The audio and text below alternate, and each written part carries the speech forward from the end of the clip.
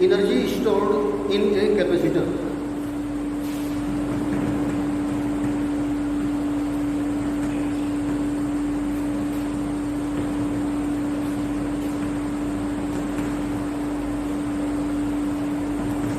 और जब हम कहते हैं एनर्जी स्टोर कर ली गई तो फिर हमको पोटेंशियल एनर्जी बोल देते हैं। तो यहाँ पे पोटेंशियल एनर्जी भी कह सकते हैं, electric potential energy store in a capacitor या सीधा energy store in a capacitor. अब एक नंबर के क्वेश्चन में आता है कि प्लेटों के बीच, कैपेसिटर की प्लेटों के बीच जो एनर्जी स्टोर होगी वो किस फॉर्म में होगी। क्योंकि प्लेटों के बीच में इलेक्ट्रिक फील्ड होता है, तो इलेक्ट्रिक फील्ड के रूप में ये एनर्जी स्टोर होगी, इसीलिए इसको इलेक्ट्रिक पोटेंशियल एनर्जी भी कह देते हैं। तो इसका डेरिवेशन निकालते हैं।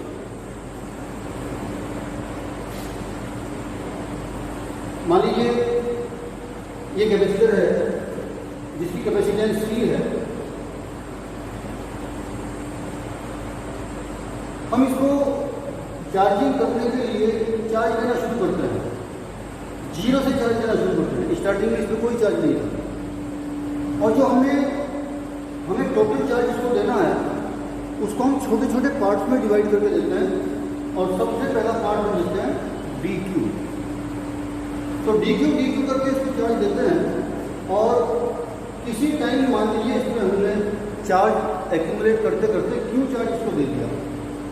तो 0 से q चार्ज देने तक हमने कितना वर्क किया वो कैलकुलेट करते हैं, और वही किया गया वर्क इन दोनों प्लेटों के बीच स्टोर हो जाएगा। वर्क एनर्जी थ्योरम हमने पढ़ी थी 11th क्लास में। Work done equal to energy, energy store या एनर्जी एक्सपेंशन, वो एक्सपेंडेड। एनर्जी खर्च करेंगे तो वर्क होगा, एनर्जी नहीं होगी तो वर्क नहीं कर सकते, या उल्टा कह दीजिए किसी बॉडी को वर्क करेंगे तो उसमें एनर्जी के रूप में स्टोर होगा। तो यहाँ पे वो एनर्जी के रूप में स्टोर होने वाला है। अब यहाँ शुरू करता हूँ, because C equal to Q upon V का फॉर्मूला हमने पढ़ा है, तो वहां से Q equal to C V। अब जिस टाइम इसकी प्लेटों के बीच पोटेंशियल V था और चार्ज Q हो गया था, तो हम मान के चलते हैं इसको हम छोटा सा चार्ज का पार्ट dq और देते हैं। पहले मान के चले क्या कि जब प्लेटों के चार्ज Q हो चुका था तब इसकी प्लेटों के बीच पोटेंशियल डिफरेंस V था। हम इसको फर्दर dq चार्ज और देते हैं, तो dq चार्ज देने में जितना वर्क होगा उसे कैलकुलेट कर लेते हैं। Therefore work done in giving dq charge further. तो हमने एक फॉर्मूला पढ़ा था V equal to W upon Q, या जब पोटेंशियल V है तो dV अपॉन dq। जिस टाइम पोटेंशियल V है, हम मान के चले इतना छोटा चार्ज हमने दिया कि पोटेंशियल में लगभग चेंज नहीं आया, तो dw वर्क किया, dq चार्ज देने से हुआ, तो V equal to dw upon dq ये हमने लिख लिया, क्रॉस मल्टीप्लाई किया तो dw आया V इंटू dq। तो यहाँ पे V की वैल्यू रख दी हमने। हम जानते हैं because C equal to Q upon V given capacitor के लिए, तो V की वैल्यू यहाँ से निकालते हैं V equal to Q upon C। यहाँ पे पुट कर देता हूँ, therefore dw equal to Q upon C into dq। तो ये छोटा सा वर्क डन आया dq चार्ज देने में, और हमने तो 0 से लेके Q तक चार्ज दे रखा है उससे पहले, तो 0 से लेके Q चार्ज देने तक कितना वर्क कर चुके थे हम, तो दोनों तरफ का इंटीग्रेशन कर सकते हैं। Therefore net work done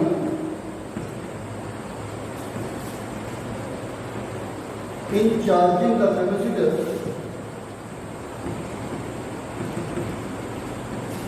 from 0 to Q। तो लेफ्ट साइड का इंटीग्रेशन तो सीधा मैं W लिख देता हूँ, और राइट साइड को 0 to Q तक इंटीग्रेट करके Q upon C into dq ऐसे लिख देता हूँ।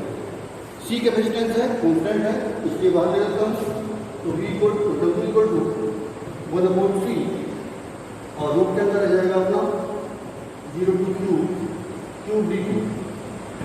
अब q का इंटीग्रेशन करेंगे तो आ जाएगा q²/2 तो w equal to 1/c q²/2 limit right side में इस तरह से। अब लिमिट पुट कर देते हैं therefore w equal to 1/c पहले ऊपर की लिमिट रखी q की जगह q, फिर q की जगह 0 रख दूंगा, माइनस करके रखते हैं सेकेंड लिमिट। ये बात तो सब पता है। और w इक्वल टू आ गया हाफ q²/c। तो ये वर्क हमें करना पड़ा 0 से q चार्ज देने पर, जो उसमें स्टोर हो जाएगा पोटेंशियल एनर्जी के रूप में। इसी को पोटेंशियल एनर्जी बोल देते हैं। This work is stored as electric potential energy between the plates.